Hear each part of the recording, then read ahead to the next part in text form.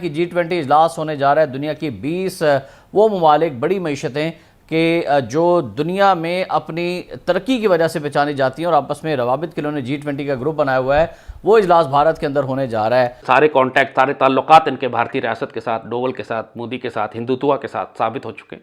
कुछ ज़्यादा दूर नहीं है वो दिन के हम इंडिया से बहुत आगे जाएंगे।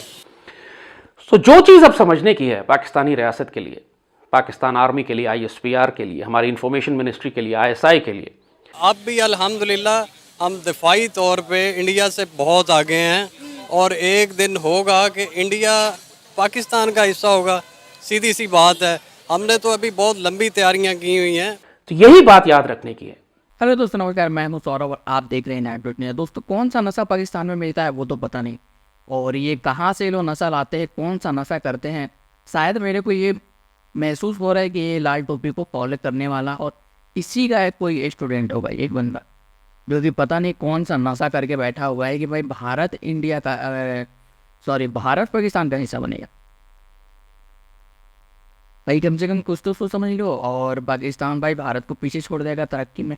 ज़्यादा दिन नहीं, बस 200-400 साल के बात है, बाकी तो पाकिस्तान ऐसे ही ख़त्म हो जाने वाला है। तो आइए पहले वीडियो को देखते हैं, फिर मिलते हैं वीडियो के एंड में। अगर इमरान खान होता है, ये G20 किया, G20, J30, J14, ये सारे इजलास इधर ही होने थे।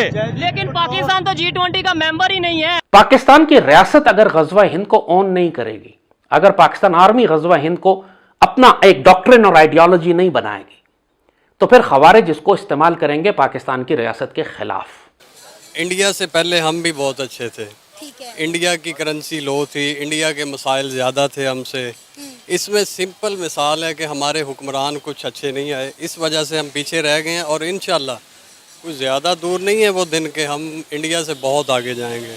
अच्छा। और इंडिया कुछ भी नहीं है पाकिस्तान के आगे मेरी नज़र में, क्योंकि इसकी वजह है कि पाकिस्तान के अंदर हर वो चीज़ मौजूद है जो इंडिया के पास नहीं है। जैसे कि हमें हुक्मरानों की ज़रूरत है। वो पहले बताएं ना, जो आपने कहा कि हमारे पास सब कुछ मौजूद है जो इंडिया के पास नहीं, मुझे वो बताएं कि वो चीज़ें क्या। सब कुछ है अल्हम्दुलिल्लाह। हमारे पास ज़रखेज़ ज़मीनें हैं, समंदर है, ग्वादर है और काफ़ी चीज़ें हैं। हमारे पास पहाड़ हैं। तो क्या हमने इनसे फ़ायदा उठाया?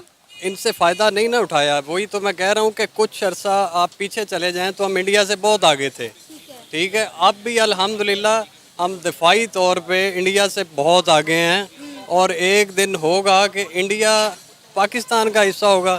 सीधी सी बात है, हमने तो अभी बहुत लंबी तैयारियां की हुई हैं। इंडिया पाकिस्तान का हिस्सा होगा, अल्हम्दुलिल्लाह होगा। वो नहीं, वो कब और कैसे होगा? हमने गज़वा हिंद भी लड़नी है। अच्छा। ये हमारे बड़ों ने भी बताया हमें, और एक दिन होगा और इंडिया पाकिस्तान का हिस्सा होगा। ये आपको कन्फर्म बता रहा हूँ और इंशाल्लाह होगा। इसमें कोई शुबे की बात नहीं है कि अल्लाह ने गज़वा हिंद की सआदत पाकिस्तान आर्मी, पाक फौज और पाकिस्तानी कौम के नसीब में रखी। जो नए रिक्रूट्स हैं इस वक्त, तमाम एक नई कैंपेन लॉन्च हुई है, क्योंकि भारत की जंगी तैयारियां इस वक्त जुनून की हद पर पहुंची हुई हैं। भारत ने जल्द या बदेर पाकिस्तान पर एक बहुत भारी जंग मुसल्लत करनी है।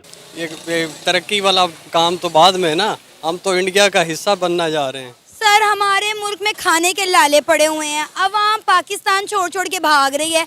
आप किस माइंड ऑफ स्टेट से ये बातें कर रहे हैं, मुझे तो समझ ही नहीं आ रहा। आप सेंसेस में हैं, आप जो बातें कर रहे हैं, आपको पता है आप क्या बातें कर रहे हैं? बिल्कुल सही बात कर रहा हूँ, अल्हम्दुलिल्लाह मैं अपने होशो आवाज़ में हूँ। हम लग नहीं रहा ना मुझे। दुश्मनों की मक्कारियां समझिएगा, दुश्मनों की चालाकियों को समझिएगा। जब तक आप नैरेटिव और बयानिए की जंग में दुश्मन को शिकस्त नहीं देंगे, उस वक्त तक आप मैदान जंग में शिकस्त नहीं दे सकते उसको। और इस पे बरतानवी वज़ीर-ए-आज़म है ऋषि सुनाक। उन्होंने कहा है कि वो G20 कॉन्फ्रेंस के लिए दिल्ली के खुसूसी दौरे के मुंतज़िर हैं, जहाँ उन्हें यकीन है कि बतौर वज़ीर-ए-आज़म पहले दौरे के दौरान उनका इस्तकबाल भारत के दामाद के तौर पर किया जाएगा। ऋषि सुनाक G20 सरबराह इजलास में कॉन्फ्रेंस के लिए, जब ये व्लॉग आप देख रहे होंगे तो पहुँच चुके होंगे नई दिल्ली। और कोविड-19 आलमी वबा के बाद से उनका ये पहला दौरा भारत है। डॉनिंग स्ट्रीट को उम्मीद है कि सुनाक की हिंदुस्तानी विरासत और उनकी अहलिया जो है वो अक्षता मूर्ति, जो भारत की अमीर तरीन अफराद में से एक की बेटी हैं, और इनके आने पर मुकामी लोगों की तरफ से बड़ी गर्मजोशी के ज़रिए से उनका इस्तकबाल किया जा रहा है। और ये भी भारत को यकीन है कि चूँकि भारतीय नियाद हैं ये सारे बरतानवी वज़ीर-ए-आज़म, उनकी अहलिया और उनकी पूरी फैमिली आ रही है, तो भारत के साथ तिजारती मुआहदे के हवाले से बड़ी पेशरफ्त हो सकती है। देखें, इंडिया एक बहुत बड़ी आलमी मंडी है। हाँ जी। इसकी जो बुनियादी वजह है वो एक आलमी मंडी है, उससे पूरी दुनिया की जो इकोनॉमिक एक आउटपुट है ना वहाँ पर डंप होता है।